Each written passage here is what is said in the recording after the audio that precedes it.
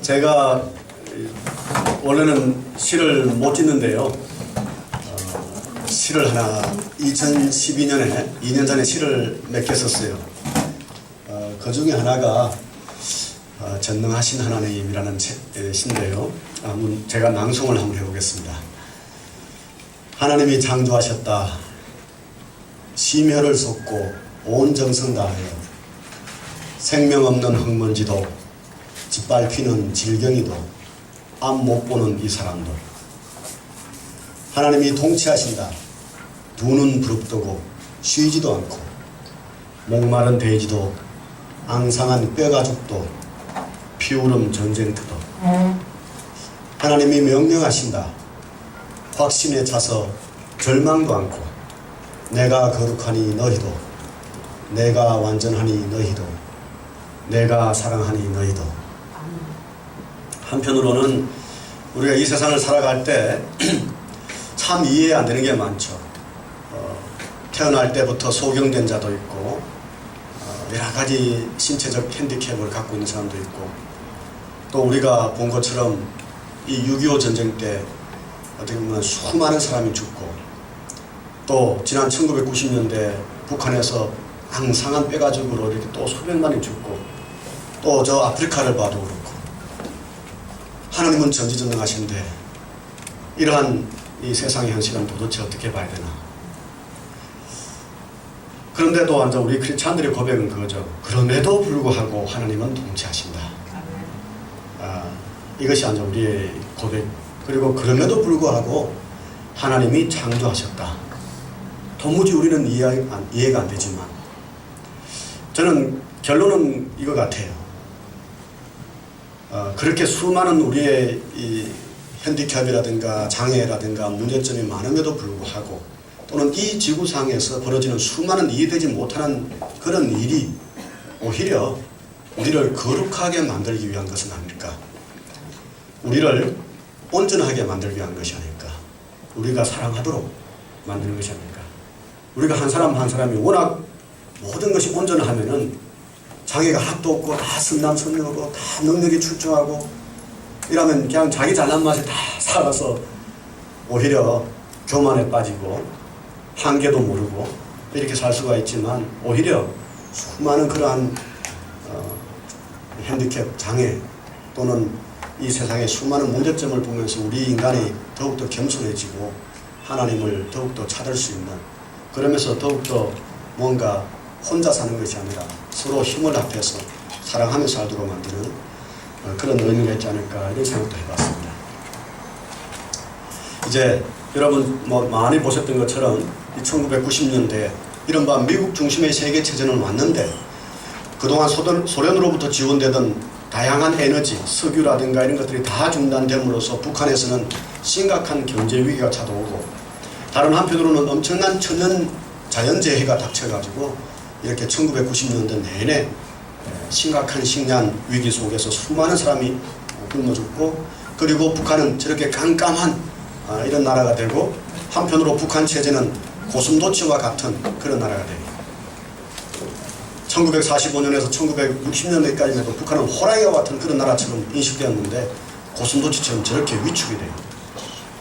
그 속에서 북한은 성군 체제를 만들고 그리고 모든 이 부족한 자원들을 군사력에 집중하는 그리고 그 속에서 미사일과 핵을 개발하는 이런 일이 일어나죠. 결국은 북한의 체제는 중국에 의존하는 체제로 변해갑니다. 김정일 위원장이 죽기 한 3년 전에 중국을 방문해서 중국과의 관계를 단순하게 군사적인 경제적 관계만이 아니라 정치적인 유대도 강화시키는 거로 이렇게 합의를 했고요. 그리고 그 아들 김정은을 데리고 직접 김일성이 이른바 항일투쟁했던 곳을 돌아다니면서 이른바 그 유산, 중국과의 관계 이런 것을 중국에 물려주죠. 그리고 북한의 낮은 성동 지역과 신의주, 황금평 지역을 중국 주도하의 개발로 이렇게 가도록 만들어요. 북한의 경제는 지금 중국에 절대적으로 의존하는 체제가 되었어요. 예를 들어서 남과 북의 경제협력이라든가 물자교류라든가 이런 것들이 오이사 조치가 있기 전만 하더라도 북한의 대외 무역은 50%는 남한하고 50%는 중국하고 이루어졌어요. 그러나 그것이 모두 다 끊기고 나서 이제 중국의 대외 교육은 90% 이상이 중국에 의해, 북한의 대외 교육은 중국에 의존하죠. 그래서 북한에 있는 것은 대부분 중국 제품이고, 그리고 돈도 위안화가 사용되고, 그래서 경제의 거의 90% 이상, 대외 경제의 90% 이상이 중국에 의존해요. 그런데 이것은 중국만이, 북한만이 아니에요. 남한도 세계 제1의 교육 대상국은 중국이에요. 미국과 일본은 다 합해봤자 중국만큼도 안 돼요, 지금. 우리나라는 지금 중국이 없으면 수출할 수도 없고 수입할 수도 없어요. 이런 나라가 됐습니다. 그리고 지난 몇 달 전에 이런 뉴스도 나왔죠. 북한에서, 중국에서 단동에서 개성까지 고속전철을 놓고 거기에 고속도로도 건설하고 그것을 낮은 선봉까지 연결시킨다. 이렇게 나왔어요. 그리고 지금 최근의 사진에 의하면은 신암록대교라고 해서 왕복 6차선의 이 큰 다리가 중국 돈으로 만들어졌어요. 북한에서 김정일이 죽고 이렇게 장성택, 김정은이 있었는데 장성택은 처형되었고, 그리고 그 속에서 김정은에 의한 제3대에 거친 세습이 충성이 독려되었고요. 백두혈통을 강조했죠. 북한에서는 김일성, 김정일이 태양절, 광명성절이라고 해서 이렇게 숭상이 되죠. 그래서 백두혈통을 신격화하는 이런 나라가 되었고, 북한에서는 김일성 민족, 김정일 조선 이런 말들이 앉아 생겨나서 그것이 헌법에 명문화되었어요. 자, 이렇게 북한에서 굶어 죽기 시작해서 쭉 현재까지 오는 이 과정에서 남한에서는 어떤 변화가 있었느냐. 1990년도 초에는 남한은 아주 발전을, 경제적으로 성장을 했죠. 흥청망청했어요. 북한에서 수백만이 굶어 죽는다고 할 때 우리는 그 당시에 보면 뉴스를 보면 음식 쓰레기를 처리하기 곤란하다고 할 정도로 10조 원 이상의 음식 쓰레기가 나온다고 할 그럴 때였어요. 근데 그 시기가 지나고 IMF가 터졌어요. 삼풍백화점이 무너지고 성수대교가 무너지고 엄청난 부정부패 사건들, 어떻게 보면 온 사회가 한편으로는 썩어가는 이런 모습들이 나타났죠. 그 위기를 극복하고 월드컵을 치르고 민주화되고 세계화되고 세계적 경쟁력을 갖추는 이런 여러 가지 생산물도 나왔죠. 반도체, 휴대폰, 그리고 조선 이런 것들이죠. 그리고 한류가 2000년에 들어서 세계로 퍼져나가는 이런 현상이 일어났어요. 13대 대통령에서 18대 대통령까지 여러 대통령이 나왔고요. 그 중에서 두 차례에 걸친 남북 정상회담이 있었어요. 2000년과 2017년. 저는 2017년 남북 정상회담 때 대통령 수행으로 북한을 방문해서 14합의문을 작성했어요. 그 합의문 중에는 여러 가지가 있어요. 하나는 개성에서부터 시작해서 신의주까지, 그리고 개성에서 평양까지 고속도로와 철도를 연결하고 개보수하는 것도 있었고요. 백두산까지 중국을 통해서가 아니라 서울에서 직항로로 가서 삼지연 공항에서 백두산을 공항하도록 하는 것도 있었고요. 그리고 안변조선소라고 해서 우리나라 최고의 기술력과 북한의 저임 노동력을 결합해서 이른바 이 안변, 원산 밑에 있는 안변을 조선소로 만들어서 세계 최고의 조선 수준을 다시 유지하자라는 그런 합의도 있었고, 그리고 해주에 있는 해군기지가 있는 그 해주 지역을 개성공단처럼 해주공단을 만들자는 것도 있었고, 서해 평화협력지대를 만들어서 더 이상 서해에서 충돌과 분쟁이 일어나지 않도록 공동 의무행을 만들자는 것도 있었죠. 자, 이런 것들이 결국은 여러 가지 이유로 해서 다 그 이후로는 추진이 되지 않았어요. 남과 북의 경제 상황과 이것을 보면은 지금 남과 북의 총량의 경제는 40대 1, 30대 1이 되었어요. 이런 상태죠. 남한이 약 40m 정도의 물탱크라면은 북한은 1m 정도의 물탱크예요. 그러니까 이 물탱크의 크기로 보면은 이렇게 큰 경제적 격차가 생겨났다는, 이것이 앞으로 남과 북의 교류에서부터 해서 통일 방안까지 다양한 어떻게 보면 고려해야 될 핵심 변수가 되었어요. 저는 이렇게 봐요. 이렇게 경제 격차가 크기 때문에, 또는 사회 문화적 격차가 크기 때문에 남과 북을 교류시키면 시키면은 뭔가 북한에서 뭔가가 변화가 일어날 거다라고 저는 생각해요. 남과 북의 국방비도 보면은 큰 차이가 나요. 물론 북한이라는 건 나라는 제대로 된 월급도 안 주고 이런 게 또 아예 물가 자체가 사기 때문에 단순 비교는 안 되지만, 일단 이렇게 금액만 비교하면은 약 30배 이상의 국방비를 우리가 북한보다 많이 쓴다, 이렇게 볼 수 있죠.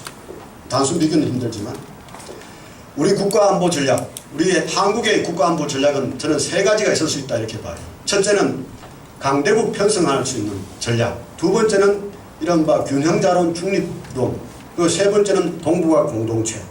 이렇게 세 가지가 있을 수 있다. 그런데 이것이 지난 한 20년 동안에 여러 차례 이것들이 조합되거나 또는 이렇게 추진이 된 적이 있었죠.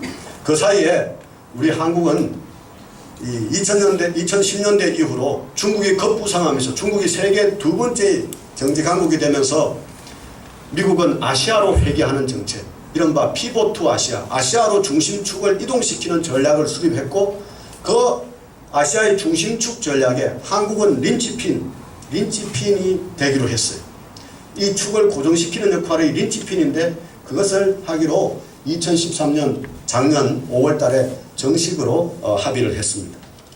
그리고 미국과 북한의 이런 핵 위협을 이유로 2015년에 이양받기로 했던 전시작전통제권이 2018년으로, 그리고 지금은 2020년까지 이렇게 연기될 수 있다, 이렇게 되었습니다.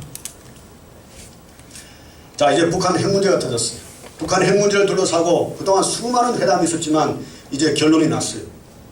북한은 핵을 포기하지 않겠다고 해요. 그러면서 논리를 대는 것이 뭐냐면, 리비아의 가다피를 봐라. 리비아의 가다피를 보니 핵을 포기했더니 결국은 죽었고, 결국은 처참하게 그 리비아의 가다피는 정육점에 고기처럼 취급되었다. 우리는 핵을 포기하지 않는다, 이렇게 이야기해요. 그리고 우리 한국에서도, 남한에서도 핵을 가진 북한하고는 적극적으로 대화하지 않겠다고 해요. 그래서 이명박 정부에서는 비핵 개방하면은 $3,000의 국민소득을 만들어주겠다고 그러고, 그리고 박근혜 정부는 비핵하면은 통일 대박된다라고 이야기를 해요. 비핵이라는 전제 조건 때문에 남과 북에 대한 대북 정책에 대한 적극적인 정책이 나오지 않아요. 미국도 마찬가지. 북한하고 적극적으로 교류해서 뭔가 북한의 이 문제를 풀려는 마음이 없어요. 뭐 평화체제를 만들 이런 마음이 없어요. 결국은 이렇게 됨으로써 북한의 핵 문제는 아직까지 풀리지 않아요. 그러나 저는 이 핵 문제에 대해서 너무 집착하는 것은 대북 정책에서 위험하다라고 생각합니다. 여기 보면 이 그림이 뭐냐면은 1990년 소련이 무너질 당시 소련의 핵무기는 45,000개였어요. 45,000개. 지금 북한은 핵무기를 한 7개 정도 갖고 있을 거라고 그러는데, 당시 45,000개의 핵무기를 가졌던 북한, 그리고 이 당시에 미국의 핵무기는 25,000개 정도 됐어요. 그러나 이 당시에 1990년에 무너진 것은 미국이 아니라 소련이 무너졌어요. 핵무기가 체제를 지켜주지 못한다. 핵무기는 다른 나라의 침공으로부터 자기를 막을 수 있을지는 몰라도 내부 체제를 지켜줄 수는 없어요. 저는 여기서부터 뭔가 우리가 새로운 인식이 필요하다, 이런 생각을 합니다. 우리 민족사는 저는 크게 보면 악순환 속에 있다고 봐요. 저는 큰 역사로 저는 책을 썼기 때문에, 또 공부를 했기 때문에, 크게 보면은 임진왜란 이후로 우리 민족사는 악순환 속에 있다. 짧게 보면은 정조 이후로, 더 짧게 보면은 1945년 분단 이후로 우리는 악순환 속에 있어서 그것이 계속적으로 악순환되고 있다. 그래서 일어났던 것이 연평도, 서해에서의 충돌이에요. 이것도 일종의 악순환이에요. 어떨 때는 북한이 먼저, 어떨 때는 남한이 좀 더 강경하게, 이렇게 하면서 악순환돼서 이런 수많은 충돌들이 일어났다는, 연평도 포기까지 갔다는 거예요. 이 남과 북 수많은 충돌이 NLL 상에서 일어났고, 이 문제를 해결하기 위해서 2007년 10월 4일 남북정상회담에서는 여기를 서해 평화협력지도로 만들자라고 그랬죠. 이걸 가지고 논란이 분분했어요. 그러나 진실은 뭐냐 하면은, 이 당시에 우리가 제안했던 것은 NLL을 기준으로 남북 간에 등면적으로 서해 평화협력지대를 만들고 그것을 공동으로 만들어서 군사적 충돌을 방지하자라는 거였어요. 이것이 당시에 국방부 장관이었던 현재 안보실장인 김장수 장관도 북한에 제안을 했죠. 이게 현실이에요. 이게 진실이에요. 자, 이런 과정에서 이런 문제들이 여전히 풀리지 않는 상태에서 지난 몇 년 동안 우리가 계속적으로 봤던 게 한국전쟁의 위기였어요. 언제 전쟁이 터질지 모른다는 그런 위기감이 엄습해요. 그리고 북한은 북한대로, 남한은 남한대로, 또 미국은 미국대로 이른바 공격용이냐 방어용이냐 이러면서 끊임없이 군사훈련을 해요. 이번에 키 리졸브 훈련, 독수리 훈련이 한편으로는 우리 남한에서 미국과 한국이 하니까 북한에서는 동해로 미사일 쏘고 연평도로 포탄이 날라오고 그랬죠. 서해로, NL로 포탄이 날라오고. 거기에 대항해서 또 우리는 북한이 100발을 쐈다고 우리는 3배 전략에 의해서 300배를 쐈어요. 300발. 이게 악순환 속에 있다는 증거예요. 이제는 언제 터질지 모르는 그런 상황 속으로 들어갔다는 거예요. 우리 남한이, 한국이 많은 발전이 있었지만 부정적인 점도 많아요. 이게 약간 과장됐을지는 모르는데 거의 유사한 것 같아요. 자사율 세계 1위, 저출산율 1위, 교통사고율 1위, 양주 소비량 1위, 뭐 이런 부정적인 측면이에요. 북한도 엄청난 부정적인 세계 최장의 독재국가, 이런 여러 가지 부정적인 면이 있어요. 10만에서 20만의 정치 수용소, 그리고 최악의 기독교 탄압국가, 이렇게 되어 있어요. 남과 북의 분단 체제를 이용해서 정권을 유지해요. 한편으로 여러분 아시다시피 장성택이 채용된 죄목 중에 하나가 미제와 그 추종 세력들, 남조선 괴뢰 역당 패당의 스파이짓 했다고 이렇게 해요. 우리가 선거 때마다 색깔놀이 불러지는 것도 그런 것들과 연결되어 있다, 이렇게 볼 수가 있습니다. 이제 중국이 2010년 이후로 세계 2위가 되었고, 그리고 다시 푸틴이 부상하고 아베가 새롭게 등장을 해서 온갖 새로운 여러 가지 일들을 하고 있죠. 이제 다시 한반도를 둘러싼 주변의 4개 나라들이 이렇게 4개가 딱 정립하는 이런 시대가 또다시 되었어요. 중국의 부상. 중국은 한때 19세기 중엽까지는 세계에서 가장 큰 경제력을 가진 나라였는데 이렇게 다운됐다가 이제 다시 세계 2위의 경제국가가 되었어요. 세계 2위의 군사비 지출국가가 되었고, 그리고 이른바 미국과 중국 두 나라가 신형의 대국관계, 새로운 대국관계를 만들어야 된다고 이야기를 해요. 중국이 아프리카의 전체적인 영향력을 행사하고 있고, 그리고 이른바 유라시아 대륙, 이 아시아에서 이렇게 자기의 영향력을 행사하는 이런 그림을 새롭게 그리고 있어요. 그리고 거기에 대해서, 중국의 부상에 대해서 가장 어떻게 보면은 아주 히스테릭한 반응을 보인 나라가 일본이에요. 그래서 이 요새 아베가 이야기하는 수많은 것들이 그러한 어떤 것과 연관이 되어 있다. 미국도 국방 전략을 변화시켰어요. 기존의 육군 위주의 전략에서 해군과 공군 위주의 전략으로 이 중국의 부상에 대한 대응 전략이 바뀌었고, 그리고 그 미국과 중국 또는 해양 세력인 미국과 일본과 대륙 세력인 중국과 러시아가 부딪히는 이 선이 바로 여기에 까맣게 되어 있는 이런 선이에요.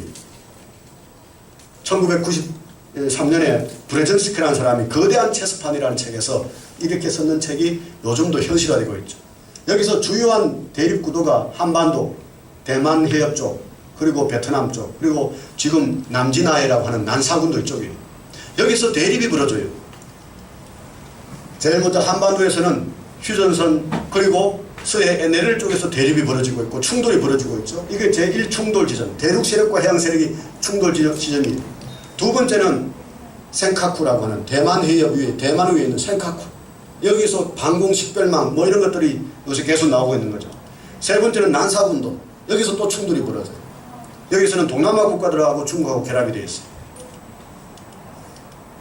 그리고 이러한 군사적인 대립만이 아니라 경제적인 대립도 있어요. 한편으로는 중국이 세계 경제로 들어왔지만 한편으로는 미국의 기준에 의해서, 미국의 스탠다드로 세계의 경제를 만들려고 하는 그룹이 있고, 미국 중심으로, 또 하나는 중국이 거기에서 또 중국 중심으로 만들려고 하는 이런 움직임이 있죠. 그것이 대표적으로 나타나는 게 TPP라는 트랜스패시픽 파트너십, 환태평양 동반자 협정이라는 거예요. 환태평양 동반자 협정. 이걸 통해서 미국은 중국의 부상에 대해서 미국 중심의 기준으로 경제가 재편되도록 이렇게 지금 만들고 있죠. 여기에 지금 일본도 가입하려고 하고 미국도, 한국도 여기에 가입하려고 하고 있어요. 그리고 역사 문제, 정치 문제, 이런 다양한 동북아시아의 갈등 문제가 많아요.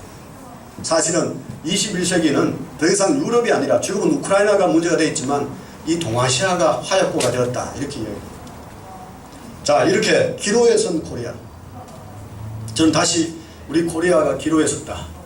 근데 이 기로에 선 코리아에게 저는 3가지의 시나리오가 있다고 봐요. 첫 번째는 영구 분단. 저는 제일 가능성이 높은 것이 영구 분단이라고 봐요. 앞으로 50년 이상 분단되는 것. 70년간 분단되어 있었잖아요. 앞으로 50년만 저는 더 분단되어 있으면은 영구 분단이라고 할 수 있다. 그 영구 분단이 되는 이유는 아까 우리가 봤던 것처럼 북한은 점점 중국으로 딱 고정이 돼요. 경제력의 90% 이상, 무역의 90% 이상을 중국에 의존하고, 위안화가 사용되고, 압록강, 신암록 대교 뚫히고, 그리고 거기 고속전철 놓이고 고속도로 놓이고 수많은 지금 시장의 큰 손들은 대부분 중국 화교 자본이고 남한은 아까 이야기했던 것처럼 전시작전 통제권 계속 미국에게 있고 그리고 린치핀이 되어서 미국 중심의 이 아시아 축에 딱 린치핀의 역할을 하고 있고 이렇게 해서 해양 세력과 대륙 세력으로 빨려 들어가서 딱 연결될 가능성 저는 이것이 제일 높다고 봐요. 두 번째는 북한 붕괴할 가능성이죠. 그와 마찬가지로 2차 한국전쟁이 일어날 가능성. 이것이 그 다음번의 가능성. 그러나 북한이 붕괴된다고 해서 바로 통일되는 것이 아니에요.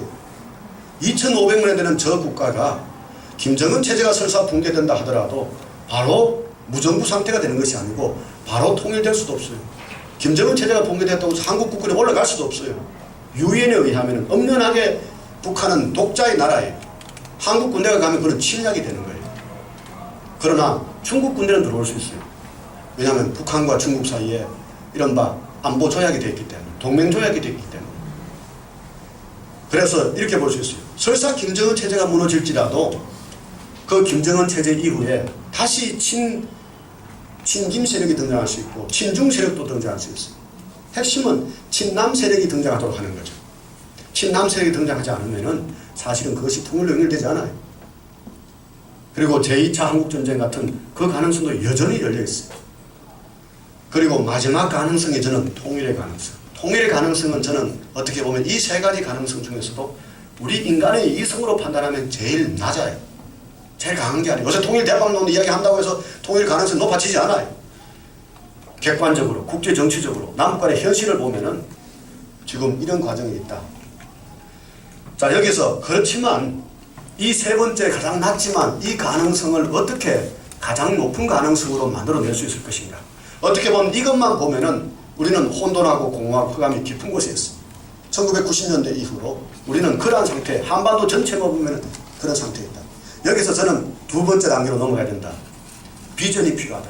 하나님께서 주시는 비전, 뭔가 우리 민족의 새로운 비전, 분단을 극복한 새로운 코리아에 대한 비전이 필요하다는 거예요. 왜 통일을 해야 되는가가 이 비전과 연결되어 있어요. 저는 통일은 결국은 가장 분단으로 인해서 고통받는 사람들이 통일의 주역이라고 합니다. 가장 분단으로 인해서 고통받는 사람이 누구냐? 1945년, 1953년 이때 다 달라요. 그때는 어떻게 보면은 이산 가족들이 가장 큰 고통을 받았고 또는 경제적 고통이 컸지만 지금은 가장 분단으로 고통받는 사람은 저는 2,500만의 북한 사람들이라고 봐요. 북한 주민들.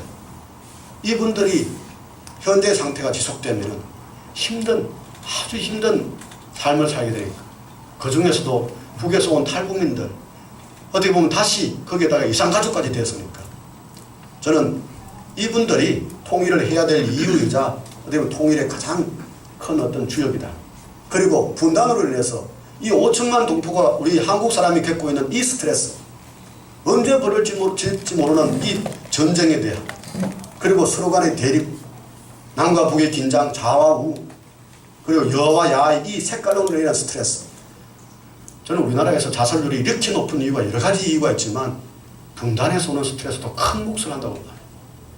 이게 5천만이나 되는 사람을 이 섬에 딱 가둬두고 이 엄청난 스트레스를 돌리니 뭐 학교 스트레스, 교육 스트레스부터 시작해서 이 분단 스트레스까지, 전쟁 스트레스까지, 이러니까 사람들이 이렇게 높은 자살률과 한편으로는 저출산율, 애를 놓기가 싫은 거예요. 저는 이런 문제를 극복하는 방법으로 우리가 통일의 소망을 가져야 된다, 이렇게 봐요. 자, 여기서 우리가 한번 그럼 누구가 통일을 이룰 것인가인데 저는 이렇게 생각해요. 뉴 코리안이 뉴 코리아를 만든다. 유나이티드 코리안, 통일 코리안이 통일 코리아를 만든다. 그동안 우리가 그렇게 생각하지를 않았죠. 보통 우리는 그냥 통일만 되면 되는 줄 알아요. 그런데 그것이 아니고 통일을 하기 위해서는 우리가 먼저 뉴 코리안, 유나이티드 코리안이 되어야 하고 또 그런 사람들이 뭉쳐야 되고 그래야 통일이 된다. 미국에서 아메리카, 유나이티드 스테이츠 오브 아메리카, 미 합중국이 만들어졌을 때 사실은 미국인들이 먼저 있었어요. 유럽 사람들과는 다른 삶을 사는 미국 사람들이 먼저 있었고 그 사람들이 이제 특별한 계기에 힘을 뭉쳐가지고 독립선언을 함으로써 독립이 돼서 미국이 만들어진 거예요. 아메리칸이 만들어진 거예요. 마찬가지로 우리는 이렇게 생각해요. 통일 코리안이 먼저 있어야 통일 코리아가 만들어진다. 저는 그래서 지난 며칠 전에 주간조선과의 인터뷰에서도 그렇게 이야기를 했어요. 통일 코리안이 먼저 있어야 통일 코리아가 가능하다. 그러니까 주간조선의 그 편집장도 그게 참 특이하고 음미해 볼 만한 이야기를 백이찬 대표가 했다. 이렇게 선언하더라고요. 우리가 이렇게 생각을 해봐요. 이제부터는 우리가 통일 코리안이 어떻게 하면 될 수 있을까? 통일 코리안은 무엇일까? 하나님께서도 마찬가지예요. 하나님의 사람이 먼저 있고 그리고 하나님의 나라는 확장되는 거잖아. 처음에는 그것이 12명이었고 그리고 그것이 3,000명 이렇게 쭉 확장되는 것처럼. 저는 그런데 통일 코리아는 벌써부터 하나님께서 만들어 놓으셨다고 봐요. 벌써부터 통일 코리아는 많아요. 단지 몇만 명이 아니에요. 몇십만이 아니고 저는 몇백만 최소한 하나님께서 통일 코리안으로 벌써 기름 부으셨다. 이렇게. 저는 오늘 이 자리에 이 좋은 토요일 날 무려 4개월, 5개월씩이나 이렇게 북한 선교 전략학교 오신 분들 인간의 머리는 도저히 올 수가 없어요. 이 좋은 토요일 날, 봄날에 하나님께서 저는 통일 코리안으로 뉴 코리안으로 기름 부으셨기 때문에 저는 오셨다고 봐요. 아멘. 네. 저는 하나님께서 통일 코리안, 뉴 코리안으로 저는 1996년에 기름 부으셨다고 봐요. 저는 그전에는 하나님을 믿지 않았어요. 1996년에 제가 미국에 1년 가서 공부할 때 가자마자 하나님을 믿어야 되겠다는 생각이 들었고 교회 다녔고 그리고 하나님을 믿게 되었어요. 근데 보니까 저는 96년이었지만 그전 1990년부터 또는 어떤 사람은 2000년에 그때 나는 북한에 대해서 통일에 대해서 비전을 갖게 되었다. 하나님의 뭔가 소명을 깨닫게 되었다. 이런 사람이 참 많아요. 가면은 가는 곳마다 그런 사람들이 있어요. 저는 그런 사람들이 수십만 수백만이라고 생각해요. 문제는 그 사람들이 아직까지 자기의 정체성을 깨닫지 못하고 제대로 뭉쳐있지 못하고 이러니까 그냥 또 어떨 때는 일상생활에 매몰되어 있으니까 힘을 발휘하지 못할 뿐이죠. 여러분 이 사울과 다윗의 이야기를 아시죠? 하나님께서 사울의 기름을 붓고 사울이 안 되겠다 싶어서 다윗에도 기름을 붓잖아요. 다윗의 기름을 부은 이후로 진짜 이스라엘 왕은 누굴까요? 설사 사울이 왕관에 서고 왕자에 앉아서 왕포를 가지고 수많은 군사를 지휘하고 있더라도 진짜 왕은 사울이 아니라 다윗이에요. 다윗이 앞으로 나아가면은 그 사람이 15살일지라도 골리앗을 이기고 다윗이 도망다니면 이스라엘은 패배해요. 결국은 하나님이 기름 부은 이후로 20년이 지난 다윗의 나이가 30살이 되었을 때 이 전체 이스라엘이 왕이 되잖아요. 하나님이 기름 부은 때부터 이스라엘의 운명은 바로 그 다윗에 시작된다. 2010년 연평도 포격이 터졌어요. 저는 미국에 오대훈 목사님의 베이스에서 전임 선교사로 있었어요. 북한 NK 선기는. 그런데 그때 막 포격이 터지고 막 이렇게 하는 걸 보면서 막 속에서 화가 올라났어요. 아니 남한의 위정자, 북한의 위정자들이 이따위로 정책을 펴냐고. 어떻게 이렇게 했으면 이렇게 전쟁의 위기까지 몰고 갈 수 있냐고. 근데 그렇게 막 하면서 하는데 제 마음에 이런 생각이 들었어요. 문제는 김정일이 문제가 아니고 이명박 대통령이 문제가 아니고 내가 문제구나. 하나님께서 저를 비롯해서 수많은 사람을 뉴 코리안, 유나이티드 코리안으로 기름을 부었는데 이 사람들이 움직이지 않으니 결국은 계속 기존의 질서가 환통 이렇게 전체를 흔들고 있다. 이런 생각이 들었어요. 나의 탓이구나. 저는 마찬가지예요. 이제부터 우리 코리아의 운명을 좌우하는 것은 사실 권력을 잡고 있는 사람이 아니라고 봐요. 우리 코리안, 뉴 코리안들, 유나이티드 코리안들, 하나님의 기름 부은 사람들, 이분들이 저는 좌우한다고 봐요. 그런데 하나님께서는 다윗은 한 사람만 기름을 부었죠. 왕조 시대 때는 한 사람만 기름을 부어야 되죠. 그러면은 여러 사람이 왕이라고 나타나서 서로 싸우기에 바쁠 거 아니에요. 그런데 하나님께서 누구보다도 잘하시는 게 역사의 발전을 잘하세요. 지금은 민주주의 사회이기 때문에 한 사람만 기름 붓지 않아요. 수많은 사람을 기름을 부어요. 수많은 사람. 저는 수많은 사람, 수백만이 될지 모르겠어요. 또 1000만이 넘어갈지도 모르겠어요. 이 벌써 통일에 대한 새로운 꿈을 꾸게 만든 이 분들, 이 사람들에 의해서 저는 앞으로 통일의 운명은 좌우된다. 뉴 코리안, 유나이티드 코리안들이 가만히 있으면 절대로 통일 안 될 거예요. 영구 분단될 거예요. 이스라엘은 영구 분단돼서 망했어요. 솔로몬 이후로 분단되고 나서 한 번도 통일을 못했어요. 그냥 망했어요. 우리에 의해서 저는 우리 코리아의 운명이 좌우된다 이렇게 봐요. 이제 이러한 과정을 거쳐서 하나님께서 비전을 주세요. 그 비전, 제가 봤던 이 코리아에 대한 비전 중에 가장 생생한 비전은 오대원 목사님이 1979년에 품었던 그 비전. 여러분 저 뒤에 보면은 북한을 사랑하시는 하나님 제일 앞에 나오는 그 글이에요. 저는 2008년에 그거를 처음 봤어요. 2008년 대통령 비서관을 그만두는 그날 제1회 북한 선교 캠프에 가서 고영훈 행제 부원 한국이 주도하는 그에 가서 처음으로 그 글을 봤어요. 오대원 목사도 처음 만나고. 근데 그걸 보자마자 다 해석이 됐어요. 그리고 설명이 됐어요. 이런 내용이에요. 1979년 2월 24일 하나님께서 내게 한반도를 환상으로 보여주셨다. 북한은 마치 속이 비어있는 앙상한 뼈 같아 보였고 남한은 아주 크기는 하지만 속이 썩어 있는 강 같아 보였다. 비무장지대는 먼지 구름으로 덮여 있었다. 하나님께서는 남한은 많은 열매를 거두기는 하였으나 한반도 전체 특히 원수와 같이 여기는 북한을 위해서 중보하지 않았기 때문에 남한의 내부도 썩어들어가고 있다고 말씀하셨다. 더 나아가 남한의 그리스도인들은 북한을 사단의 나라로 이길 뿐 아니라 그에 의한 위협감까지 느껴 하나님께서 북한의 부흥을 가져오시려 하고 기도조차 하지 않고 있다고 말씀하셨다. 북한은 속이 텅 빈 앙상한 뼈 같지만 남한의 번영에 태를 제공한 어머니와 같은 나라로 무한한 능력을 가지신 하나님께서 북한을 향하신 그분의 목적을 능히 성취할 수 있다는 것을 우리가 인식하고 기도해야 된다고 강력하게 말씀하셨다. 그러므로 우리는 북한의 부흥을 위해 하늘의 천군 천사를 보내달라고 기도해야 할 뿐만 아니라 우리 그리스도인들 속에 있는 부패와 불순종의 자세를 먼저 회개하는 일이 필요하다. 그런 연후에야 에스겔처럼 마른 뼈에 성령을 불어넣어 생명을 갖게 하는 담대한 기도를 할 수 있을 것이다. 그 후에 하나님께서는 큰 나무가 남북한 위에 가지를 들이고 있는 장면을 보여주셨다. 그 나무 뿌리 한쪽은 성령의 물인 바닷속에 그리고 다른 한쪽은 하나님의 말씀인 땅에 박혀 있었다.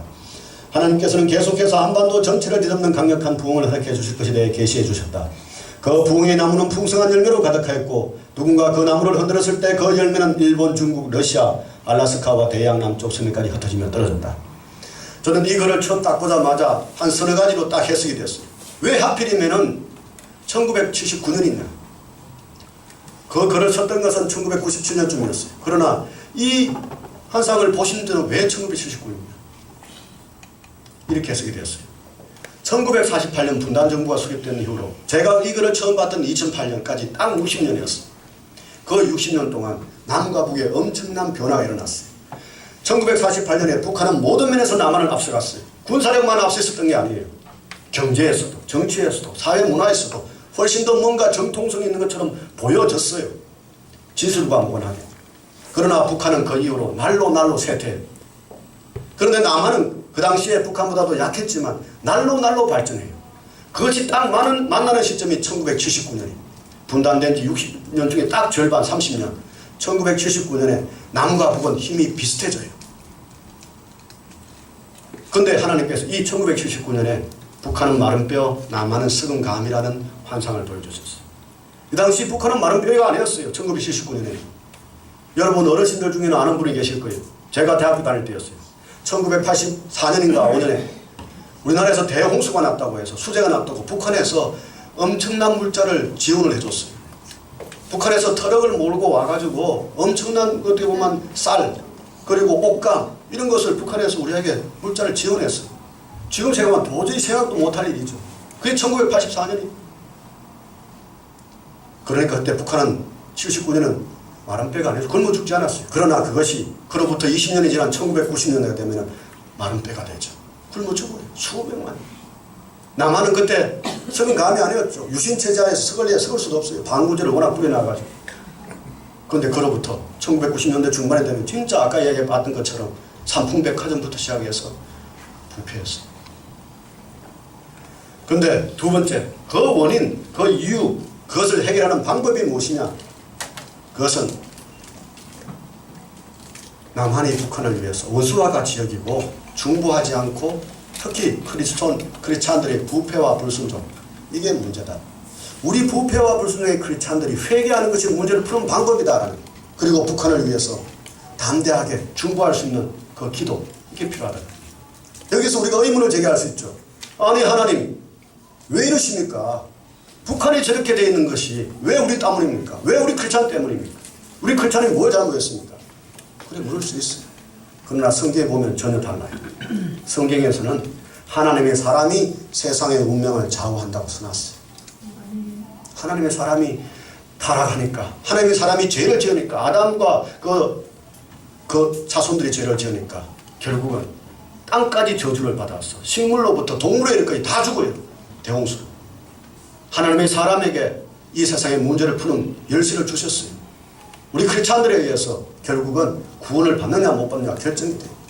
마찬가지 우리 한반도의 코리아의 운명도 마찬가지. 우리 크리스찬들이 어떻게 하느냐에 따라서 운명이 정된다. 그런데 그렇게 해서 부패와 불순종의 자세를 회개하고 북한을 위해서 중보하고 원수와 같이 이기는 북한을 위해서 담대하게 에스겔처럼 기도하면은, 준비하면은 부흥의 나무가, 말씀과 성령의 뿌리 박은 부흥의 나무가 한반도 위에 가지를 들이우고, 한반도 위에만이 아니라 일본과 중국, 러시아와 알라스카, 대양 남쪽 섬, 동남아까지, 서아시아까지 가지를 뻗고 거기에 열매가 달리고 누군가 흔들었을 때 그 열매가 떨어져서 그 밑에 있는 사람들이, 수십억의 사람들이 그 열매를 먹고 생명을 얻게 된다. 이것이 비전이에요. 1979년에 주셨던 그 마른 뼈와 썩은 감의 비전이 그로부터 20년 후에 현실화되는 것처럼 이 부흥의 나무의 비전도 앞으로 현실화되리라고 믿습니다. 저는 이것이 우리 민족의 소망이라고 봐요. 이것이 없다면 지난 150년간 우리 민족이 겪었던 고통 아무 의미가 없어요. 아무 의미가. 지난 100년 전에 동방의 예루살렘이라고 했던 저 평양, 북한 땅 아무 의미가 없어요. 저는 이 부흥의 나무의 비전이 하나님께서 우리 민족에 주신 비전이다 이렇게. 하나님께서 비전을 주셨어요. 그러면 세 번째 단계로 넘어가야죠. 세 번째 단계는 회개가 필요해요. 이제 회개, 이제 턴어라운드 해야 돼요. 돌아서야 돼요. 우리의 잘못을 하나님께 고백해야 되죠.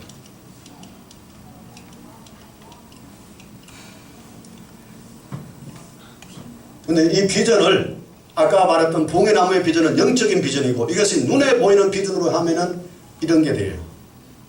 이 유럽의 스위스 같은 나라, 전쟁의 진원지가 아니라 평화의 발원지가 되는 그런 아름다운 나라. 이것이 바로 통일된 새로운 코리아의 모습이다. 한편으로는 고래싸움에 등 터지는 새우라든가 또는 우물아인 개구리 같은 그런 나라가 아니라 돌고래와 같은 나라. 주변에 있는 나라들이 다 고래잖아요. 이와 어깨를 나란히 하는 돌고래 같은 나라. 한편으로는 스마트하고 한편은 빠르면서 한편으로는 주변 사람들한테, 주변 민족들한테 기쁨이 되는 그런 나라. 참으로 친근함을 주는 그런 나라. 그래서 모든 세계 사람들이 코리안하고 같이 있고 싶다라고 하는 나라. 이런 나라죠. 한편으로는 사두마차에 올라탄 그런 나라. 우리는 지난 150년간 우리나라는 사두마차에 올라탄 것이 아니라 네 마리의 말에 의해서 사지가 찢어졌어요. 조선시대까지 반역자에게 주는 형벌이 거열이라는 형벌이에요. 네 마리의 말, 네 마리의 소를 묶어가지고 사지로 찢어지는 이 형벌을 줬어요. 우리는 그런 형벌을 받았어요. 그러나 이제부터 우리가 올바른 비전과 제대로 된 통합력을 발휘한다면은 네 마리의 말, 사두마차에 올라탄 그런 나라가 돼요. 미국말, 중국말, 일본말, 러시아말이 우리를 어려워. 그 얼마나 빠르겠어요? 얼마나 힘이 세요? 그게 우리는 올라타서 이랴 하면 돼요. 이랴. 그러면 우리 쫙 가요. 근데 두 가지를 잘해야 돼, 그때는. 하나는 네 마리 말한테 어디로 가야 될지 방향을 정확하게 알려줘야 돼. 비전을 정확하게 줘야 되고, 디렉션을 정확하게 줘야 돼. 또 하나는 네 마리의 말을 잘 조절할 수 있는 능력이 있어야 돼. 옆으로 못 튀게 잘 조절하는 능력, 조정력, 협상력, 통합력, 이게 필요해. 이것만 되면은 우리는 그냥 올라타서 자, 이란만 하면 돼. 근데 하나님께서 이 가능성을 미리 맛을 보여주셨어요. 대한민국의 외교부 장관이었던 반기문 씨가 유엔 사무총장이 됐잖아요.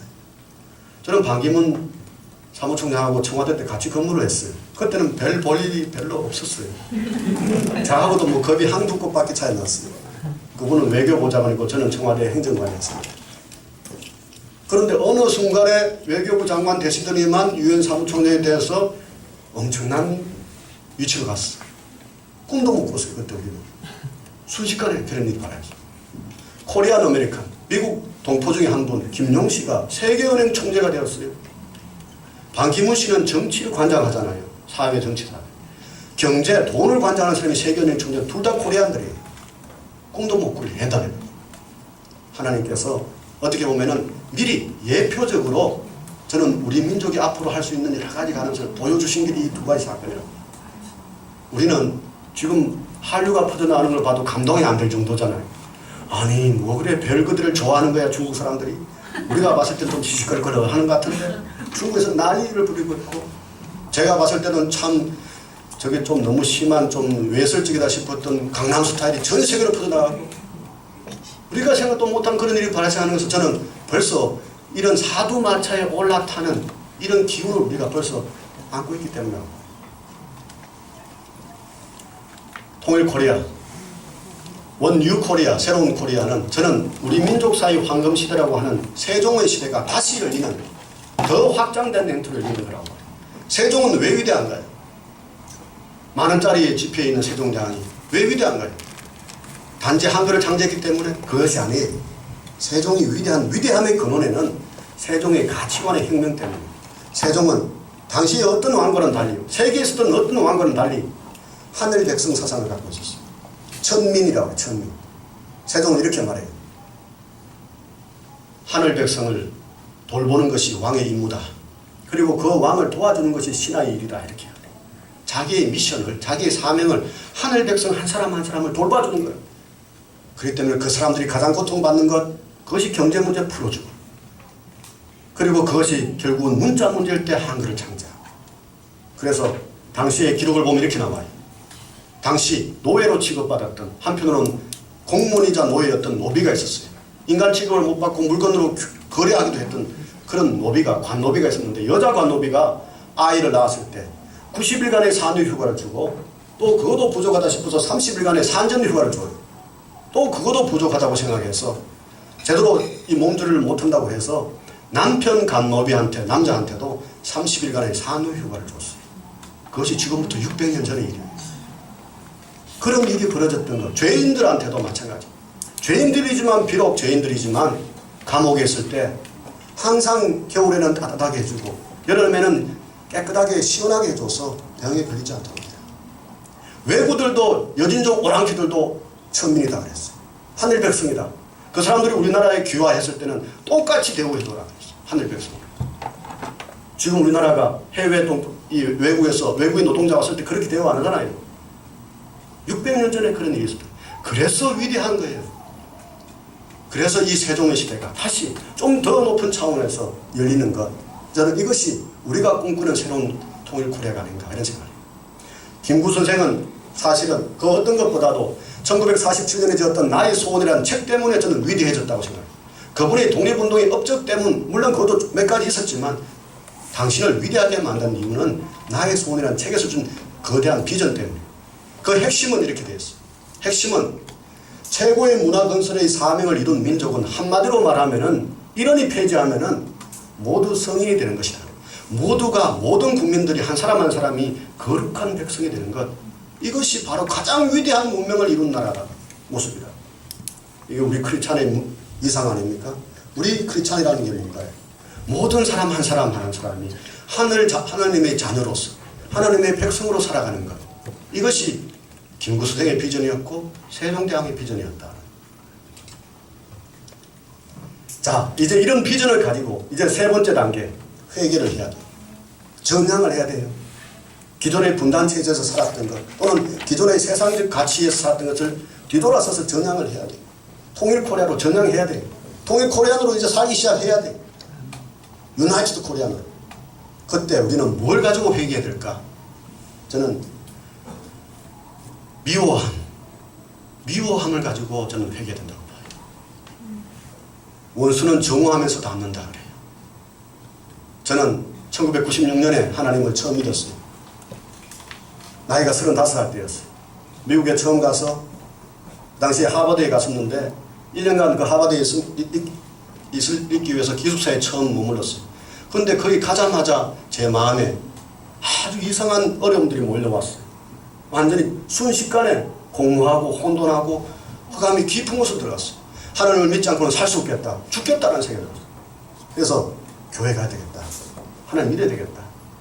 그래서 제가 교회를 다닌 지 한 달 반이 됐을 때 하루는 제가 다니는 한인교회에서 전교인 수련회를 갔어요. 한 30-40명이 전교인이었는데 수련회 가서 이제 애들을 다 재워놓고 어른들만 한 10명이 모여서 문 앞으로 펴놓고 통나무에 앉아서 기도를 하기 시작했어요.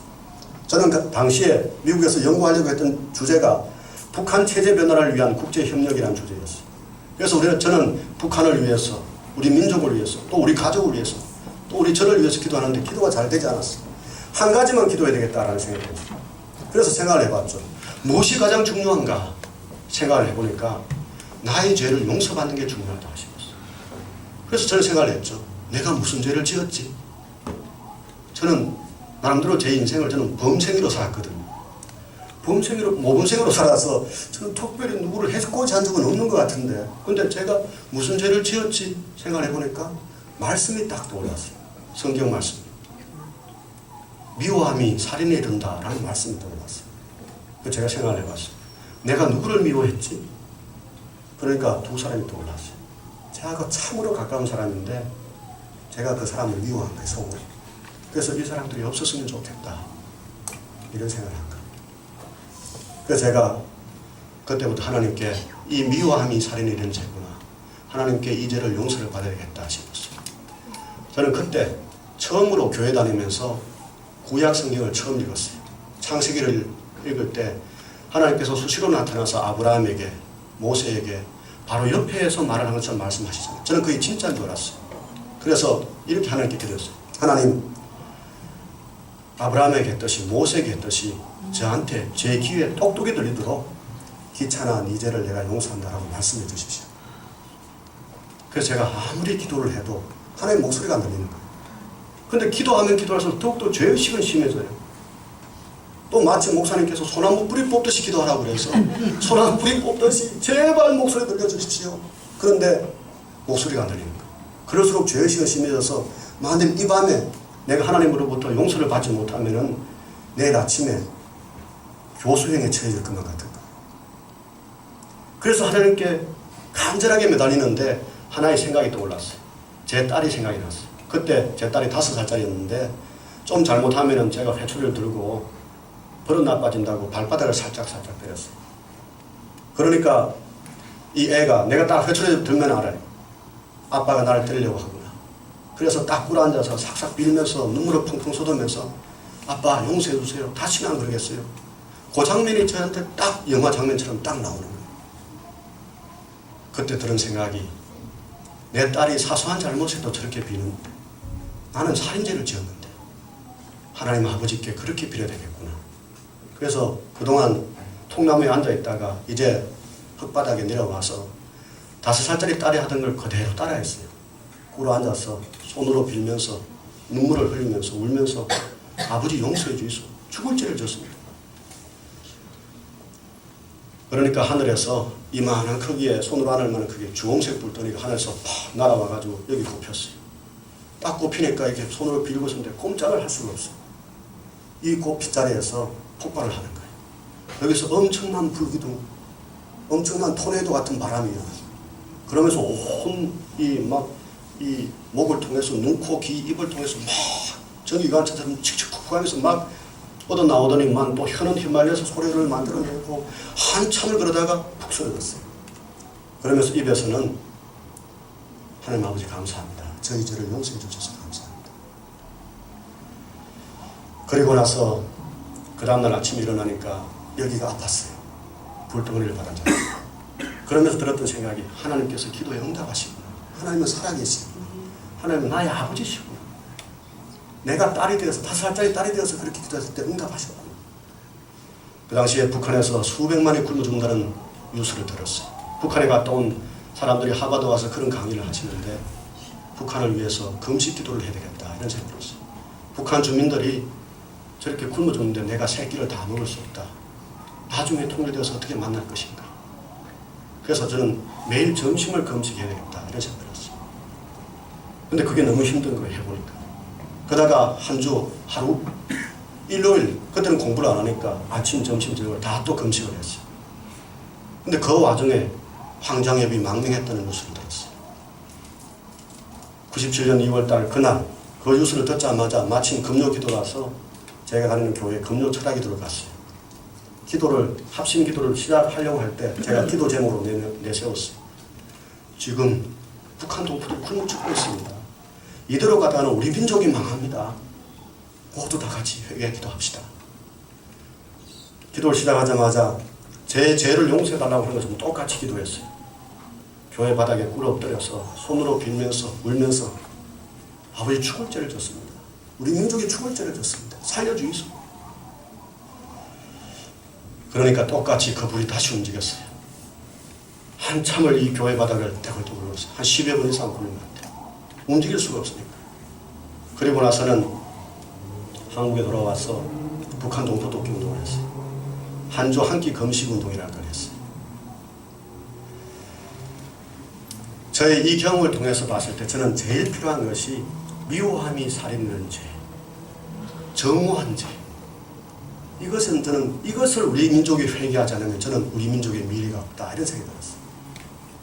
우리 많은 사람들이 우리 크리스찬들이 생각을 해요. 왜 우리가 이럴까에 대해서 일제시대 때 신사참배한 죄를 이야기해요. 그러나 그 다 지났어요. 70년도 지났어요. 그리고 많은 사람들이 우리 크리스찬들이 다 회개했어요. 그런데 회개 안 한 게 있어요. 1945년 이후로 미호에서 살인한 죄. 남과 북으로 나뉘었어. 좌와 우로 나뉘었어. 동과 서로 나뉘었어. 여와 야로 나뉘었어. 진보와 보수로 나뉘었어. 미호에서 살인한 죄. 이게 우리 한반도에 가득 찼어요. 가득 찼어요. 이걸 회개하지 않고는 안 풀린다는 생각이 들었어요. 저는 이제 우리가 회개될 것은 미호에서 살인한 죄. 우리 가까이서 붙어 있잖아요. 결국은 우리도 잘 알다시피 원수가 멀리 있잖아요. 하나님과 아담과 하와가 원수가 되었고, 그리고 아담과 하와 서로 부부가 원수가 되었고, 가인과 아벨이 원수가 되었고, 다 형제고 자매고, 이게 다 원수가 된 거예요. 저는 원수를 사랑하지 않고 원수를 정오하면 원수를 닮는다 해서 저는 이때 깨달았어요. 하나님께서 왜 원수를 사랑하라고 하십니까? 그전에는 저는 원수를 위하라고 그런 줄 알았어요. 그러나 원수를 사랑하지 않고 원수를 정하면 원수를 닮아가니까 하나님께서 원수를 사랑하라고 하시는 이유는 예수님께서 당신의 자녀를 보호하기 위해서요. 당신의 자녀를 보호하기 위해서 원수를 사랑하라고 하신 거예요. 그게 첫 번째고, 원수를 사랑하지 않으면 원수가 변화되지 않으니까 또 원수를 사랑하라. 영평도 포격기에 우리 병사 4명이 죽었어요. 해병 윤학준 사령관님께서 장례식에서 조사를 하시면서 이런 이야기를 했어요. 해병대의 자랑이었던 그대들에게 극악무도한 만행을 저지른 북한에게 우리 해병을 죽고 다치게 한 대가를 반드시 뼈저리게 후회하도록 100배 1000배 갚아주겠다. 해병대 현역과 예비역 모두 뼈에 새겨서 반드시 복수하겠다. 이명박 대통령이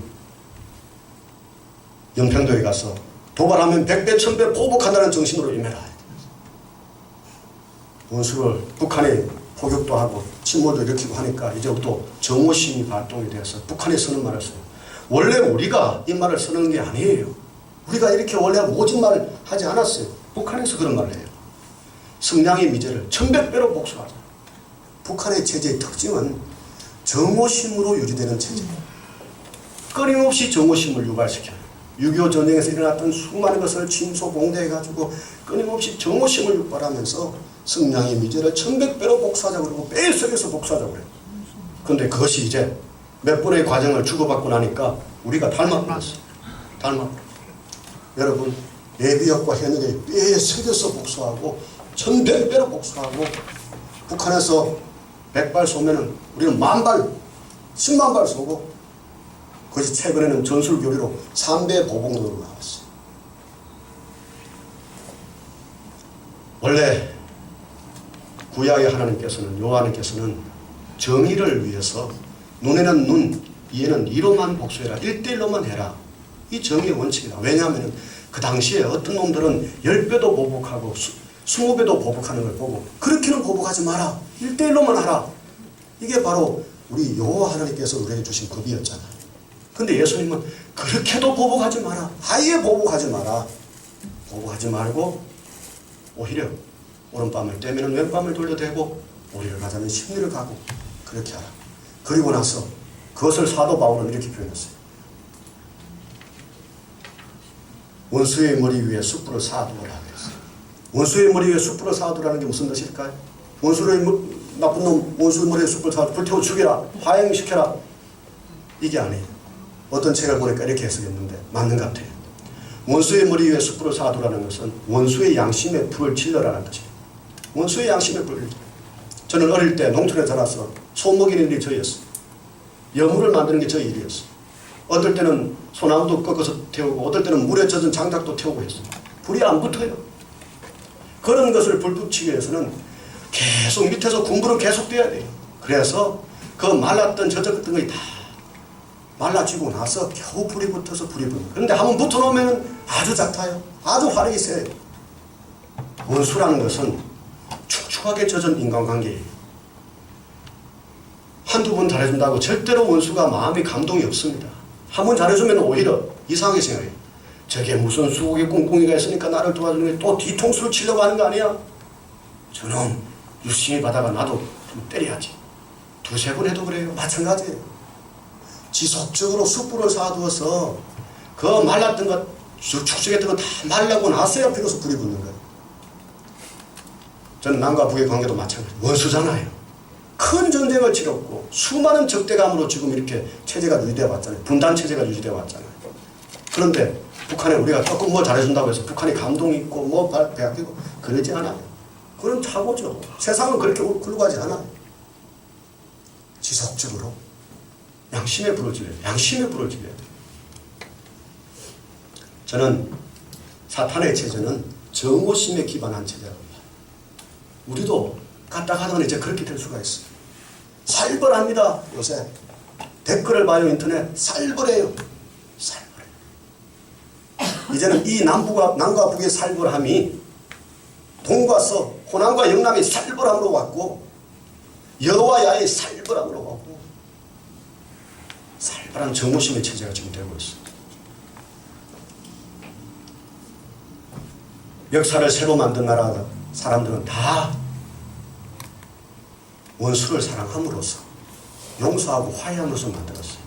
남아프리카 공화국 그 심각한 흑백 간의 인종차별로 인한 그 원수됨을 넬슨 만델라는 원수를 사랑함으로써 적을 친구로 만들므로써 그걸 극복했어요. 작년에 돌아가셨지만 세계적인 세계 모든 지도자들이 모든 사람들이 다 그분을 칭송했잖아요. 그 이어가는 일대기와 인빅터스라는 영화가 있는데 그걸 잘 표현하고 있어요. 이 넬슨 만델라는 원수를 알기 위해서 얼마나 노력했는지 몰라요. 그 사람의 말들까지 배웠어요. 아프리카언스라는 네덜란드 말까지 배웠어요. 링컨 대표적인 사람이죠. 적을 없애는 가장 좋은 방법은 적을 당신의 친구로 만드는 것이다. 이것이 링컨의 유명한 말이죠. 이래서 링컨이 위대한 인물이 된 거예요. 세계에서 위대한, 미국에서 말할 것 없어요. 이제 이러한 회개를 거치고 나서 저는 이제 네 번째 단계 헌법 핵심 가치, 통일 코리아의 핵심 가치, 헌법 1조는 뭐가 돼야 될까 이런 생각을 한번 해볼 필요가 있어요. 하나님 나라의 핵심 가치는 저는 거룩과 사랑이라고 해요. 거룩과 사랑은 저는 같은 말이라고 해요.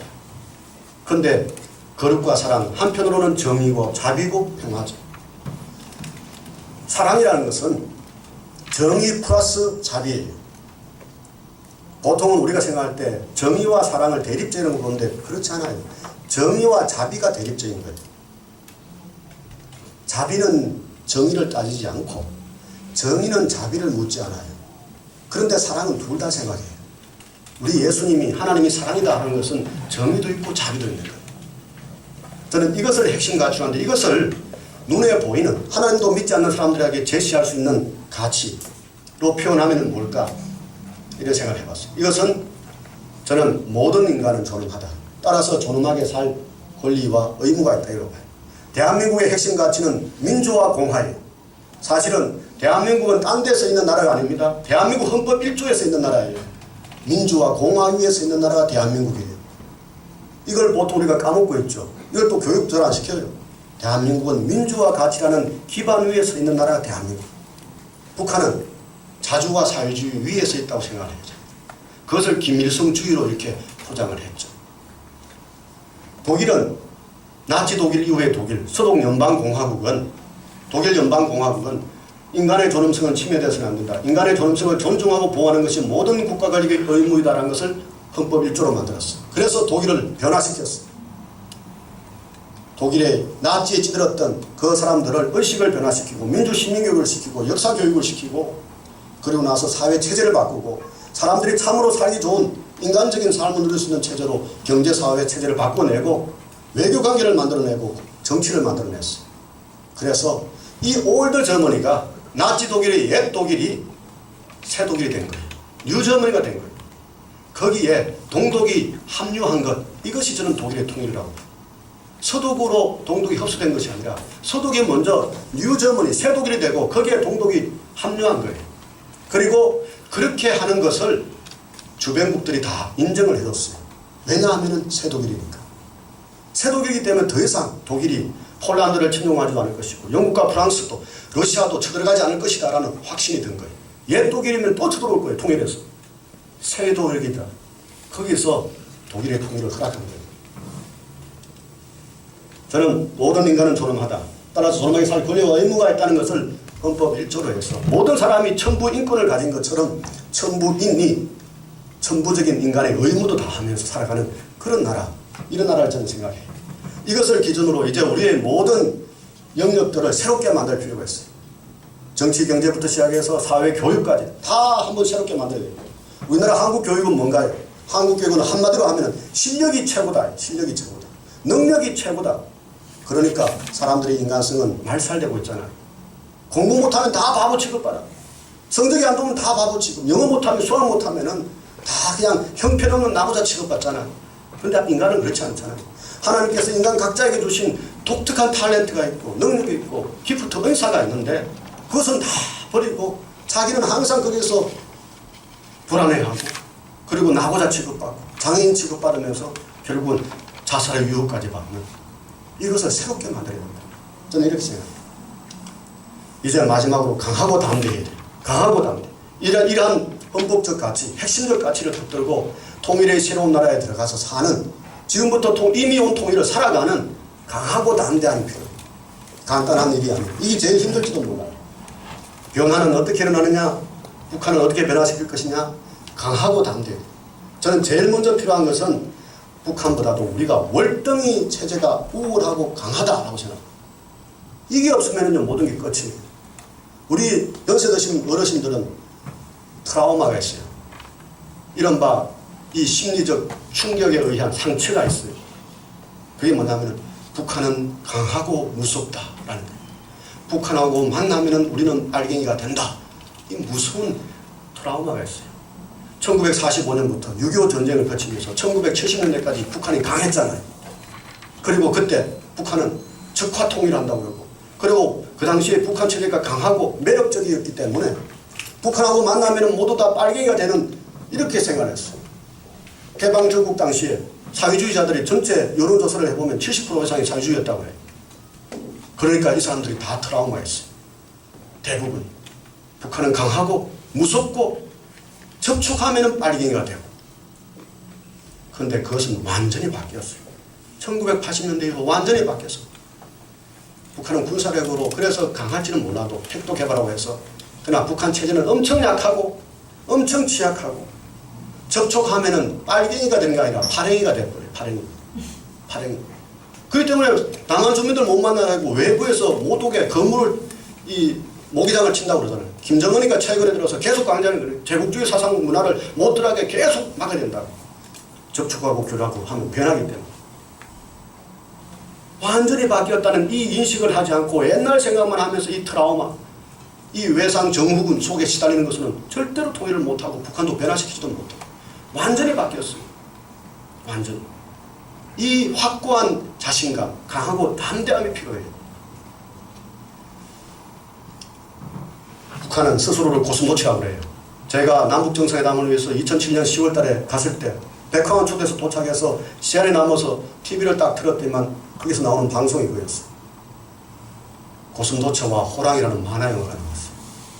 고슴도치가 결국은 호랑이하고 싸워가지고 이렇게 호랑이가 완전히 주둥아리가 피범벅이 되어가지고 도망을 갔더라.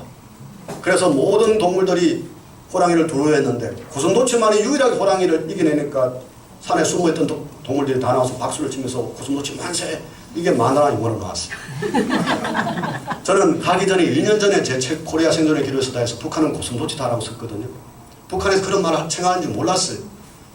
북한의 처지를 보니까 고슴도치였는데 2년 후에 평양에 가서 확인을 받았어.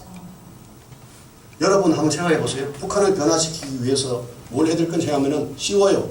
고슴도치를 어떻게 할 거냐. 고슴도치를 어떻게 여러분이면 변화시키겠어요. 조금만 위협이 오면 쫙 오므려들어서 송곳을이라고 여러분 어떻게 하겠어요.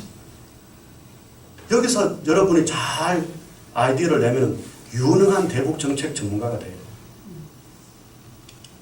북한의 김정은 체제는 4개의 기둥 위에 서 있어요. 전쟁 상황이라는 큰 기둥 미국과 생존을 구경하는 중국, 백두 혈통이라는 자체 내부 논리, 남한과의 관계가 폐쇄 고립된 상태, 이것이 북한의 체제를 유지시키는 거예요. 북한의 체제를 여러분 진정으로 변화시키기를 원하나요? 그러면 전쟁이라는 기둥이 흔들려야 돼. 평화가 와야 돼. 북한에서는 다 후계자들이 장군의 이름으로 다 최고 지도자가 돼요. 전쟁 때문에 가능한 거예요. 평화 오면 그 논리가 없어져요. 두 번째는 생존 후에는 중국. 여기서 뭔가 변화가 일어나요. 백두혈통은 마음대로 끊을 수가 없죠. 이건 하나님의 일이. 그러면 폐쇄 고립 상태는 오히려 북한을 폐쇄하고 고립시키고 단절시키는 것은 오히려 북한의 체제를 유지시키는 것이다. 이렇게 볼 수 있어요. 오히려 교류하고 협력하면 북한이 변해요. 최근에 어떤 지난 정부, 이명박 정부에서 고위 인사였던 분이 대단히 강경한 대북 정책을 썼던 분인데 최근에 저를 만나서 그랬어요. 이래도 안 되고 저래도 안 되고 강경책 써도 안 되더라. 결국은 교류하고 협력하는 수밖에 없다. 이런 이야기를 하십니다. 그렇게 하는 수에는 변화가 방법이 없다. 마지막으로 밑에 있는 것은 분단체제예요. 이것이 흔들려야 통일을 살아가야 결국은 북한의 변화가 일어난다. 아까 말한 것처럼 고립돼서 안 변한 나라 대표적인 나라가 쿠바 같은 나라예요. 쿠바는 바로 미국의 앞마당에서 60년 동안 고립시켜놨지만 안 망해요. 여전히 유효해요.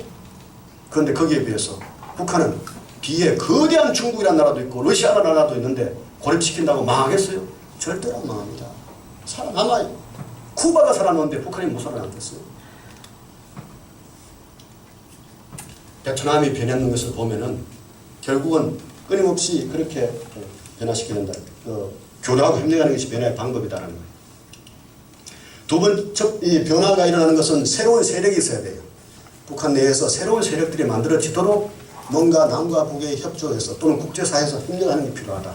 독일이 그렇게 해서 변화가 일어났다. 만일 그런 새로운 세력이 없을 때는 아랍의 봄에서 나타났던 것처럼 설사 정권은 무너질지언정 새로운 체제는 만들어지지 않는다. 예멘을 보더라도 이집트를 보더라도 시리아를 보더라도 그리고 알제리를 보더라도 결국은 독재 정권은 무너졌는데 누가 등장하느냐? 더 나쁜 놈이 등장해요. 알카에다가 등장해서 결국은 독재의 자리를 다 차지해요. 지금 이 아랍 땅은 다 알카에다가 장악하고 있는 거예요. 성경에 보면 그게 나오죠. 귀신을 쫓아냈는데 성령이 그 안에 들어가 있고 말씀이 들어가지 못하면 더 나쁜 놈들이 다 밀려와서 자리 잡는다고 그러잖아요. 우리가 이제부터 생각해야 될 것은 어떻게 하면 북한에서 참으로 모든 인간의 존엄을 귀히 여기는 사람들이 자리를 잡게 만들 것인가. 이걸 우리가 생각해야 돼요. 어떻게 변화하는가. 아까 말했던 대로 한스 모로도프라는 동독의 마지막 총리는 끊임없이 교류하고 협력하고 협상해야 된다고 이야기했습니다. 동독의 마지막 총리가 그런 이야기했어요. 어떻게 변화가 일어나는가. 경제 발전을 한편으로 하는 것도 변화를 일으키는 방법이라고 한 것이 미국의 하버드 대학 교수였던 데타 스코치콜이라는 사람이 State and Social Revolution이라는 책에서 이야기했어요. 오히려 못 살면은 혁명을 한다는 게 아니고 보통 사람은 못 살면은 혁명한다고 생각해요. 그렇지 않다는 역사를 다 보니까 못 살면은 혁명할 힘마저도 잃어버린다. 먹고 살기 급급해서 좀 살게 되었을 때 변화가 일어난다 라고 이야기를 하는 거예요. 어떻게 변화가 일어나는가? 결국은 북한의 경제 특구를 변화시키는 것도 변화를 일으키는 방법이다. 이번에 개성공단 사태를 통해서 우리가 봤을 때 5만 명의 북한 노동자들이 있는데 북한에서 재개시키려고 노력했잖아요. 그런데 원래 계획처럼 개성공단에 30만 명의 노동자가 있었다면 그리고 거기뿐만 아니고 안변조선소에 해주공단에 나진선봉에 신어주에 남포공단에 이 30만 명씩 있었다고 생각을 해보세요. 그럼 북한이 자기 마음대로 할 수 있겠습니까? 그것으로 다 북한 인구의 50%가 먹고 산다면 못하죠. 변화가 일어나는 거예요.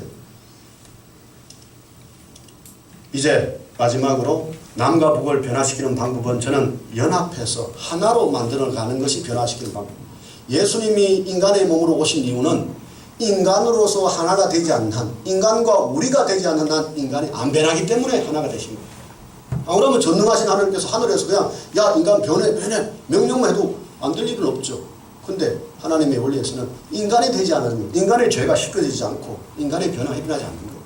저는 북한을 변화시키는 방법은 북한의 죄를 우리의 죄로, 북한과 남한을 이제 두 개의 나라로 생각하지 말고 하나의 나라로 생각하고 우리라고 생각하고 북한의 죄를 우리의 죄로 삼아서 회개하는 것. 그리고 지금 남과 북을 신체가 단절된 이런 몸에 비유해서 이것을 하나하나 봉합시키는 이런 신체 봉합수술이 필요하답니다. 중앙정부 간의 교류와 협력과 통합은 어떻게 보면 우리 몸에서는 척추를 연결시키는 것 같아요. 뼈를 척추를 연결시키는. 그렇다고 해서 우리 인간이 살아나지 않죠. 동맥과 정맥을 이어야 돼요.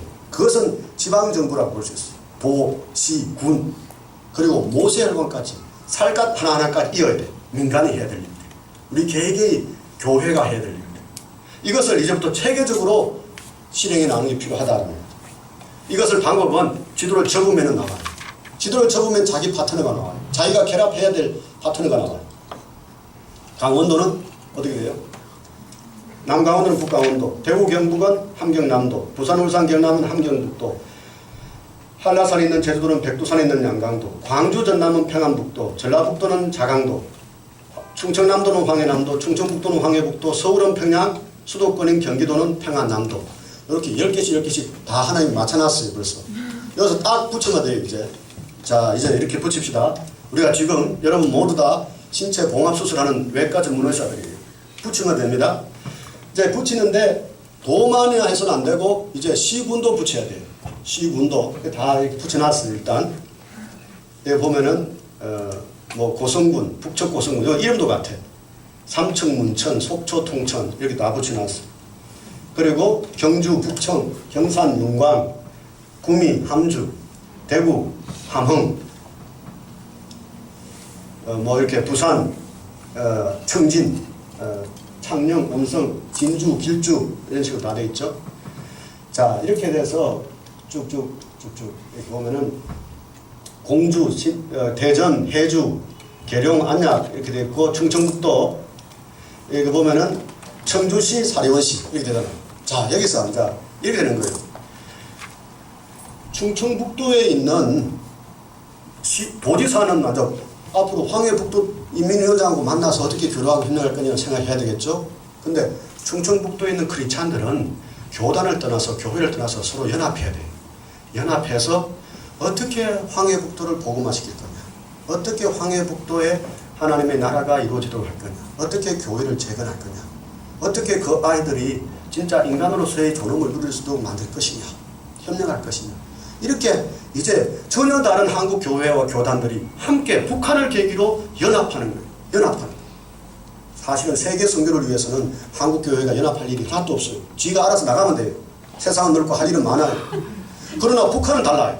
북한은 자기 멋대로 나가다는 나라가 완전히 망해요. 완전히 복음이고 뭐가 없어요. 서로 경쟁할 거 아니에요. 북한은 질서정연하게 여기서부터 먼저 연합해서 들어가야 돼요. 지역별로. 충청북도는 황해북도 맡은, 거기서 장로회든 감리회든 어떻게 보면은 순복음이든 다 지금부터 연합해서 연합기도부터 시작해서 황해북도를. 그리고 그 중에서도 청주시는 거기에 있는 교회와 크리스찬들이 연합해서 사리원시를 놓고 기도하는 거예요. 사리원시. 사리원시를 놓고. 그리고 그 사리원시에 누가 사는지도 조사도 좀 해보고. 그리고 나아가서는 이렇게 돼요. 청주 초등학교는 누가 자기 파트너일까요? 청주 초등학교. 사리원 초등학교죠. 여러분 다 벌써 도사가 됐어요. 이 봉합수술에. 사리원 초등학교가 분명히 있을 거예요. 그러면 청주 초등학교의 크리스찬들은 학부모, 교사, 선생님들은 이 합력해서 사리원 초등학교를 어떻게 도와줄 거냐, 어떻게 복음할 거냐, 어떻게 하나님의 나라가 임하도록 할 거냐, 이렇게 하는 거예요. 그러게 보면 이름이 나와요. 사리원 초등학교 교장 선생님 이름을 구할 수 있을 거 아니에요. 선생님 이름을 구할 수 있을 거 아니에요. 제가 지난해 뉴질랜드를 갔어요. 거기서 만났던 분이 북한 해산에서 나온 분이에요. 자매님이었는데 제가 이 이야기를 했어요. 그래서 해산 출신이라서 해산 같으면 제주입니다. 딱 그 공식이 있잖아요. 제주시. 근데 해산 초등학교 어디 나왔습니까? 그러니까 뭐 해 무슨 중학교 나왔대요. 그 선생님 누구십니까? 선생님 자기가 존경하는 선생님 한 분 이름을 이야기하더라고. 그러면은 이제 그 선생님을 놓고 제주 초등학교에서 기도하는 거예요. 이렇게 됨으로써 이제 북한이 다르게 보여요. 저는 지금 제가 뭐 갖고 다니는 게 하나 있어요. 이제 푸른 나무라는 데 사는 데인데 갖고 있는 게 자매결연 이름인데 이 친구는 사리원 애육원에 있는 주동남이라는 아이예요. 저는 이제 요즘 이제 새벽에 기도할 때마다 이 아이를 이제 기도를 해요. 이렇게 되는 거예요. 기존에는 우리가 북한 하면 생각나는 게 뭐였어요? 북한 하면 제일 먼저 생각나는 게 핵무기, 두 번째 생각나는 게 김정은, 세 번째 생각나면 군대. 그랬어요. 그러니까 그때부터는 북한이 뭐예요? 저게 두려움의 대상이거나 타도의 대상이거나 이렇게 돼요. 그런데 이제는 달라져요. 이제는 저는 그랬어요. 저는 북한 하면 주동남이 제일 먼저 생각나요. 주동남. 황해북도 이 사리원 내륙에 있는 주동남이 제일 먼저 생각나고, 두 번째는 제 고향이 대구 경북이니까 함경남도 함흥, 그리고 그 안에 있는 함흥초등학교, 이렇게 생각나요. 이제는 우리가 그렇게 하면은 북한에 있는 2,500만 한 사람이 우리 눈에 들어올 때, 어떻게 보면은 한 사람 한 사람을 우리가 이름을 부르면서 기도할 수 있을 때, 저는 그때 비로소 통일의 대로가 활짝 열릴 거라고 봐요. 그때는 우리가 두려움이 없어질 거 아니에요. 사랑이 두려움을 이긴다고 그러잖아요. 저는 이것이 통일 코리안의 방식이다라고 봐요. 이 방식이 하나님의 이 성경에 있는 이런 방식들이 우리가 적용하지 않고 그냥 2,500만 북한을 그냥 덩어리로 해서 그냥 덩어리로 그냥 보고 덩어리로 그냥 핵무기와 김정은 체제와 어떻게 보면은 군대로 이렇게만 보면은 저는 분단은 연구가 될 가능성이 높다 이렇게 봐요. 이제 이러한 통일 코리아, 새 코리아를 향해서 이제 우리가 강하고 담대하게 뛰어들어야 돼요. 살기 시작해야 돼요. 예수님 믿고 우리가 보면 사는 게 보면 저는 이 퍼스트 펭귄과 같아요. 12제자가 딴 게 아니에요. 기존의 유대 공동체에서 벗어나서 로마 제국의 그 질서 의식 그리고 성공 스토리에서 벗어나가지고 과감하게 뛰어든 거예요. 목숨 걸고. 그걸 예수님은 십자가 지고 나를 따르라 라고 하신 거죠. 펭귄이 그랬어요. 이 알을 부화시켜놓고 이제 먹이가 다 떨어졌어요. 그래서 수백 리를 겨우 뒤뚱뒤뚱 걸어와가지고 물고기를 구하러 갔어요. 가는데 거기 물 밑에 누가 있나요? 물범들이 쫙 디글디글해요. 뛰어내리면 잡아먹으려고. 그런데 한 놈이 용감하게 뛰어내려요. 죽을 각오하고. 용감하게 뛰어내리니까 어떻게 돼요? 다 뛰어내려요. 다 뛰어내려요. 그래서 막 몇 놈은 잡아먹히지만 대다수는 물고기를 구해서 다시 뒤뚱뒤뚱 올라와서 다시 자기 자신으로 가서 결국은 가족을 살려내죠. 저는 지금부터 우리가 통일 코리안으로 새 코리안으로 살기 시작해야 이 강고한 분단 체제, 북한 체제 이게 또 핀다 이게. 그러지 않으면 영구 분단이다. 또 시를 하나 썼어요. 2012년 썼는데 이 시가 좋은 게 고난에서 시가 나오더라고요. 네. 저는 그래서 이전에는 다윗의 시편을 별로 안 좋아했어요. 자꾸 그거 보면 이렇게 짜는 느낌이 들어서. 그런데 제가 2012년에 한 1년 정도 그 이후로 또 한 뭐 이렇게 많은 나름대로 이렇게 고난을 겪다 보니까 야, 시라는 게 이렇게 나오는구나. 시가 참 좋은 거구나.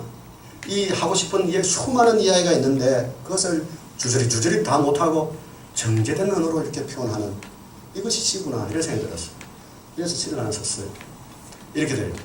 한 걸음이란 시인데 한 걸음 내딛다 백척간도 위에서 두 날개 휘젓다 청길 벼랑 아래로 세 걸음 걷는다 경남 파도 위에서 온몸을 던진다 빙하물 속 아래로 두려움 넘어서 해골 언덕 오른다. 한 걸음 내딛다 백척간도 위에서는 우리 이제 옛말에 이런 말 있잖아요. 백척간도 진일보라는 말이 있어요. 100척이나 되는 30m나 되는 장대 위에서 똑바로 서서 그리고 거기서 한 발 내딛는 거예요. 이건 대단한 용기와 어떻게 보면 담대함이 필요하죠. 죽을 각오가 필요하죠. 그런데 그렇게 내딛었을 때 백척간도 진일보 했을 때 새로운 세상이 열린다 그래요. 저는 우리 믿음의 조상들이 지금부터 100여 년 전에 그럼 150년 전에 8천만이 이렇게 8천 명이 죽었다 그랬잖아요. 그분들의 피가 어떻게 보면 오늘날 복음에 큰 저는 그런 데서 들어오는데 그분들이 했던 것도 백척간구 진일보였다. 로마 시대 때 수많은 믿음의 조상들이 백척간구 진일보 두 날개에 휘졌다 청길배라가래요. 독수리 새끼를 키울 때 독수리 어미가 이제 둥지를 회파하고 날개 훈련시킬 때 청길배랑 위에 올라가서 떨어뜨리잖아요. 그래서 두 날개를 파닥파닥 찧으면서 나는 훈련을 하죠. 그때는 아마 부모를 엄청 욕했을 거예요. 어미가 나를 죽이려고 이렇게 떨어뜨린다. 그러다가도 계속 그 훈련을 통해서만 날 수 있죠.